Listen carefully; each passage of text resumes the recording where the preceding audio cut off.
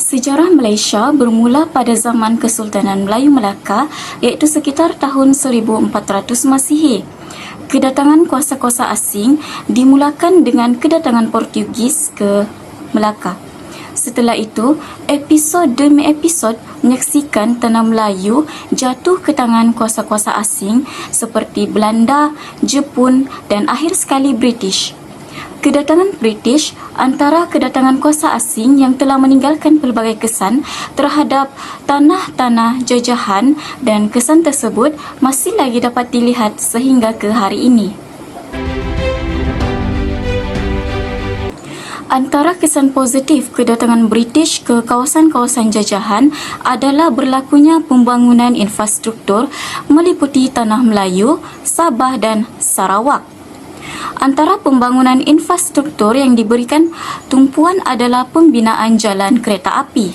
Di Tanah Melayu, pembinaan laluan kereta api yang pertama adalah laluan yang menghubungkan negeri-negeri Melayu bersekutu.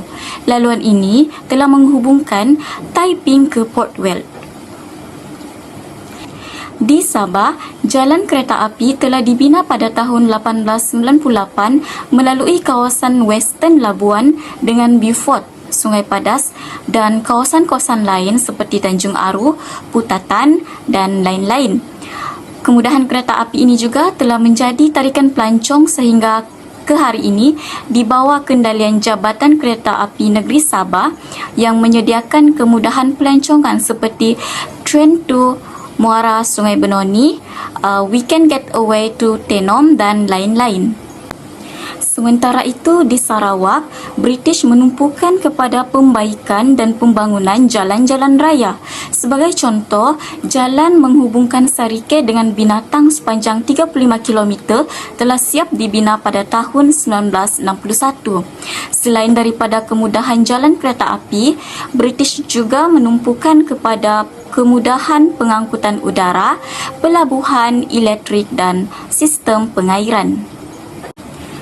Selain itu, kedatangan kuasa barat ke kawasan-kawasan jajahan juga telah membawa kepada proses urbanisasi ataupun pembandaran.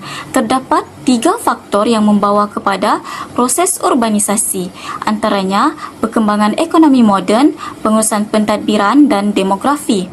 Di Tanah Melayu, urbanisasi yang berlaku adalah urbanisasi berasaskan sumber ekonomi seperti perlombongan. Kawasan-kawasan seperti Kuala Lumpur dan Ipoh dimajukan dan disediakan pelbagai prasarana seperti jalan raya, jalan kereta api dan sebagainya bagi memudahkan ekspor hasil perlombongan seperti biji timah. Penjajahan British di Tanah Melayu telah mengubah ekonomi daripada sara diri kepada ekonomi komersial. Mereka memperkenalkan tanaman dengan berskala besar seperti getah, kelapa sawit, kopi dan teh. Penubuhan estet-estet besar menarik pelaburan asing dan mewujudkan banyak peluang pekerjaan. Dalam masa yang sama, British membawa masuk teknologi moden, pertanian dan menubuhkan institusi penyelidikan seperti RRIM pada tahun 1925. Selain itu, mereka membina infrastruktur penting seperti jalan raya, landasan kereta api dan pelabuhan untuk menyokong kegiatan ekspor. Sistem pentadbiran dan perundangan tanah yang lebih teratur turut diperkenalkan, sekaligus menggalakkan pelaburan dan hak milik tanah.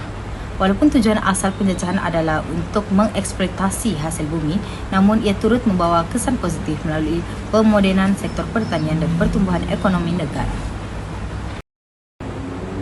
Sebelum penjajahan, masyarakat bergantung kepada perubatan tradisional. Namun, penjajah British memperkenalkan sistem kesihatan moden berasaskan sains dengan membina hospital, klinik dan memperkenalkan ubat-ubatan moden. Di bandar, kemudahan kesihatan seperti Hospital Besar Kuala Lumpur dibina dan Undang-Undang Kesihatan Awam diperkenalkan bagi mencegah penyakit berjangkit. Sistem pembentungan, saliran dan air bersih turut disediakan untuk tingkatkan tahap kebersihan. Di luar bandar, klinik desa dan perkhidmatan kesihatan bergerak diwujudkan untuk memberi rawatan asas dan vaksin kepada penduduk. British juga memperkenalkan latihan perubatan untuk melahirkan jururawat dan pembantu perubatan tempatan, membuka peluang pekerjaan khususnya kepada wanita.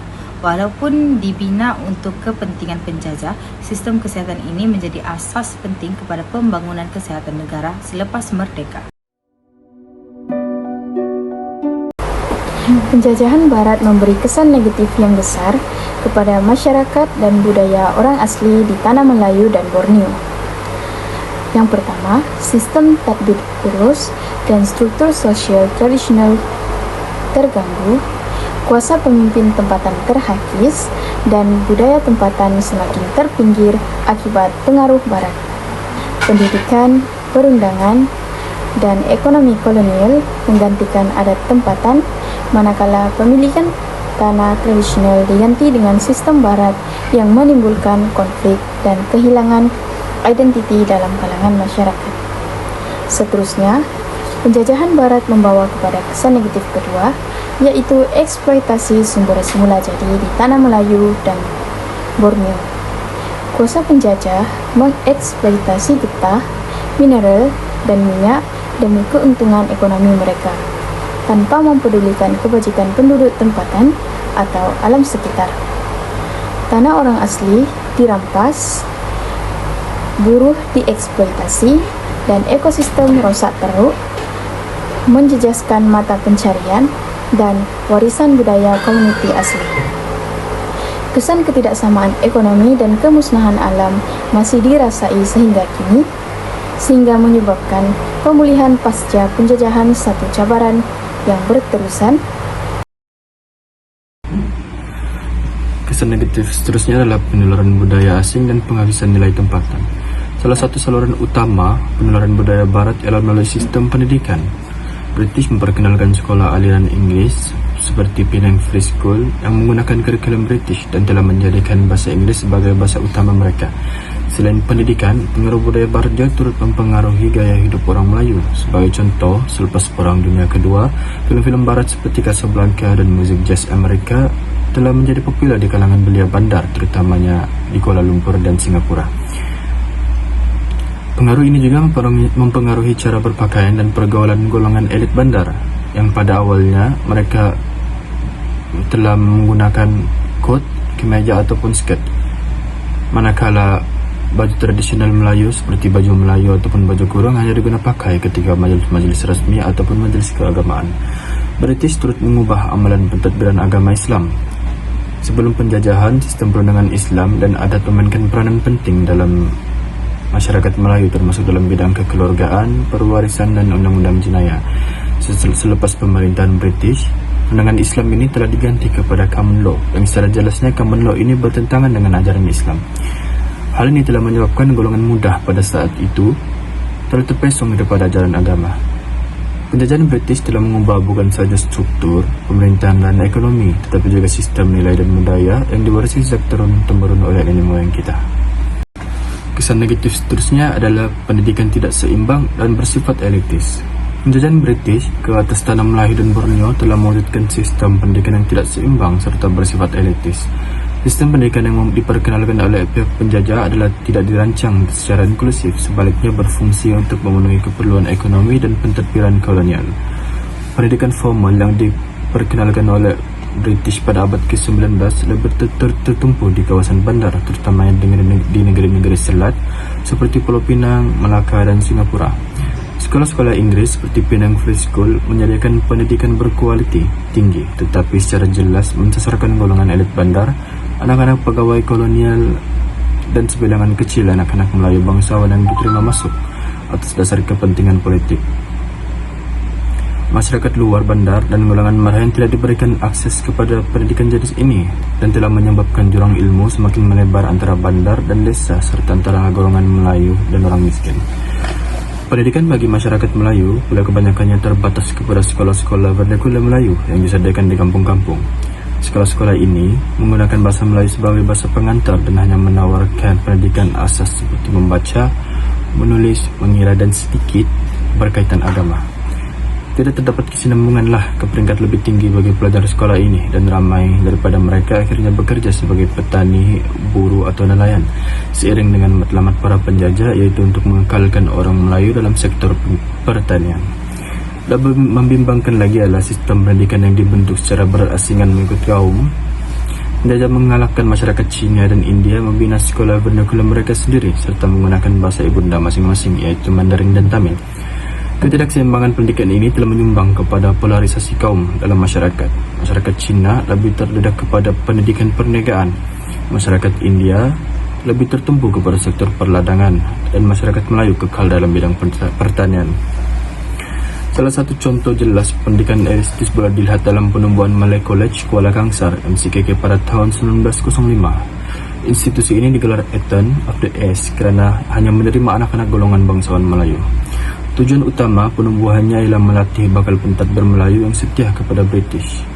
Sistem pendidikan yang diperkenalkan semasa penjajahan tidak bertujuan untuk membangunkan masyarakat secara keseluruhan. Sebaliknya, ia direka bentuk bagi mengekalkan struktur sosial yang menguntungkan penjajah mendidik segelintir sebagai pelaksana dasar kolonial. Sementara majoriti dibiarkan dalam keadaan kurang berpendidikan untuk mengelakkan kebangkitan intelektual dan politik. Seterusnya ialah implikasi-implikasi positif penjajahan Barat di Malaysia. Walaupun penjajahan sering dikaitkan dengan kesan negatif, terdapat juga beberapa implikasi positif yang sangat penting, yaitu kemajuan infrastruktur dan pengangkutan serta perkembangan sistem pendidikan moden. Yang pertama, dari segi infrastruktur dan pengangkutan, sebelum kedatangan British, kemudahan seperti jalan raya, jambatan, pelabuhan dan komunikasi masih sangat asas. Namun, penjajah mula membina jalan utama seperti Jalan Persekutuan 1 dan landasan kereta api pertama dari Taiping ke Port Vale pada tahun 1885. Tujuannya ialah untuk mengangkut biji timah dengan lebih cepat. Walaupun dibina demi kepentingan ekonomi penjajah, kemudahan ini akhirnya turut memudahkan urusan rakyat dan membuka kawasan pedalaman. Pelabuhan Klang dan sistem komunikasi seperti telegraf dan telefon juga diperkenalkan. Akibatnya, Malaysia selepas merdeka dapat menggunakan kemudahan ini untuk menarik pelaburan dan menghubungkan wilayah secara lebih berkesan. Yang kedua, dari aspek pendidikan moden. Sebelum ini, pendidikan tertumpu kepada agama Islam di pondok dan di madrasah. Tetapi British membawa sistem pendidikan berasaskan kurikulum barat yang melibatkan mata pelajaran akademik seperti matematik dan juga sains. Mereka juga menubuhkan sekolah vernakular untuk Melayu, Cina dan juga India. Penubuhan institusi penting seperti Maktab Perguruan Sultan Idris pada tahun 1922 yang kini digelar sebagai Universiti Pendidikan Sultan Idris membantu melahirkan guru tempatan. Sekolah Inggris pula seperti Penang Free School melahirkan ramai pemimpin tanah air. Selain itu, penggunaan bahasa Inggris membuka peluang rakyat Malaysia untuk bersaing di peringkat global. Seterusnya, implikasi positif juga adalah salah satunya adalah kemunculan bandar-bandar moden, iaitu penjajah telah membina sebuah bandar seperti Kuala Lumpur, Georgetown dan juga Ipoh bagi menyokong kegiatan ekonomi orang-orang tempatan seperti perdagangan dan juga perlombongan. Ia juga menjadi pusat pemerintahan kolonial yang memisahkan kuasa politik dan juga ekonomi daripada kuasa tradisional seperti sultan dan pembesar semasa sebelum berlakunya penjajahan. Masyarakat juga sudah mula terlibat dalam aktiviti ekonomi moden seperti perniagaan moden, perkhidmatan dalam sektor swasta dan juga kerajaan serta yang melibatkan antarabangsa. Sistem ini juga bandar-bandar moden ini juga telah memperkenalkan sistem pentadbiran berpusatkan bandar seperti balai polis, pejabat tanah dan juga mahkamah telah diwujudkan. Implikasi positif seterusnya juga adalah pengenalan sistem pentadbiran moden, iaitu sistem pendidikan telah diperkenalkan yang berasaskan kurikulum barat dan juga mengikut standard sekolah yang betul selaras dengan kemajuan negara Malaysia. Selain itu, pengenalan dalam sistem birokrasi moden ini juga meningkatkan kecekapan dan juga ketulusan dalam urusan pentadbiran. Pengenalan dalam undang-undang dan sistem kehakiman yang moden juga merupakan sistem pentadbiran yang moden.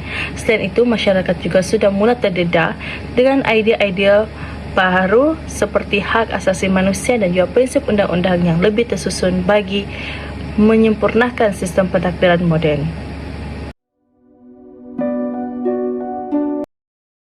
Dasar pecah dan perintah menyebabkan pengasingan fizikal antara kaum, yaitu Melayu di kampung, Cina di bandar atau Lombong, dan India di ladang. Hal ini menghadkan interaksi antara kaum dan membentuk jurang budaya dan sosial yang mendalam. Akibatnya, prasangka antara kaum meningkat dan membawa kepada insiden seperti rusuhan kaum 13 Mei 1969. Seterusnya adalah ketidakseimbangan ekonomi kaum, yaitu penjajah mengagihkan sektor ekonomi mengikut kaum. Ketidakseimbangan ini menyebabkan kaum Cina menguasai ekonomi, manakala Melayu ketinggalan. Ini mencetuskan rasa tidak puas hati dan melahirkan dasar pemulihan seperti Dasar Ekonomi Baru 1971. Implikasi dasar dan perintah juga menyebabkan sistem pendidikan terpisah. Penjajah membenarkan penubuhan sekolah vernakular iaitu Melayu, Cina dan Tamil dengan menggunakan bahasa dan silibus berbeza. Ini membentuk identiti kaum secara terpisah sejak kecil dan menyukarkan integrasi sosial. Walaupun sekolah kebangsaan ditubuhkan selepas merdeka, sistem vernakular masih kekal dan menjadi isu dalam usaha perpaduan nasional. Selain itu, identiti nasional lemah yang dibangkitkan iaitu rakyat tidak dididik untuk bersatu sebagai satu bangsa. Setiap kaum dibentuk dalam kelompok sendiri tanpa integrasi. Kesan jangka panjangnya, wujud kecenderungan untuk bergaul dan bekerja dalam kelompok etnik masing-masing, menyukarkan pembinaan identiti nasional yang inklusif dan harmoni.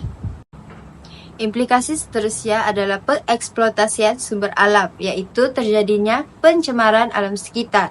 Eksploitasi sumber alam secara berlebihan menyebabkan pencemaran sungai, tanah runtuh dan banjir. Contohnya, di Pahang dan Kelantan, aktiviti perlombongan menjejaskan kualiti air sungai. Kesan langsungnya adalah terhadap kesehatan manusia dan kemusnahan habitat semula jadi. Selain itu, ketidaksamaan agihan kekayaan terjadi, yaitu keuntungan daripada eksploitasi sumber lebih banyak dinikmati oleh syarikat besar, bukan penduduk tempatan. Penduduk sekitar projek sering terpaksa berpindah tanpa pepasan setimpal. Hal ini membesarkan jurang antara kaya dan miskin, serta mencetuskan ketidakpuasan hati rakyat. Pengeksploitasian sumber alam juga menyebabkan kebergantungan kepada sumber tidak mampan, iaitu Malaysia masih bergantung kepada sumber seperti minyak dan gas yang tidak boleh diperbaharui dan harganya tidak stabil. Contohnya, semasa pandemik COVID-19, harga minyak menjunam. Oleh itu, negara perlu merancang untuk memperbagaikan ekonomi ke arah sektor lebih lestari. Risiko bencana alam juga akan meningkat. Aktiviti pembalakan dan pembangunan tanpa kawalan menyebabkan banjir kilat, tanah runtuh dan hakisan. Bencana ini memusnahkan harta benda, menyebabkan kehilangan nyawa dan menambah beban kewangan negara untuk kos pemulihan. Seterusnya, saya akan menerangkan tentang implikasi negatif bagi kesan penjajahan Barat di Tanah Melayu dan Borneo. Penjajahan Barat telah meninggalkan kesan mendalam terhadap struktur sosial, budaya dan pentadbiran di Tanah Melayu dan Borneo. Antara kesan utama ialah penularan budaya hedonisme dan sistem pendidikan yang tidak seimbang serta bersifat elit. Pertama, budaya hedonisme muncul akibat pengaruh budaya Barat yang menekankan keseronokan dan kebebasan individu. Budaya ini mendorong masyarakat, terutamanya golongan muda, untuk mengejar kemewahan, hiburan melampau dan gaya hidup yang bertentangan dengan nilai tradisional. Media sosial turut mempercepatkan penyebaran gaya hidup ini seperti melalui Outfit of the Day ataupun lebih dikenali sebagai OOTD dan pameran kemewahan yang lainnya.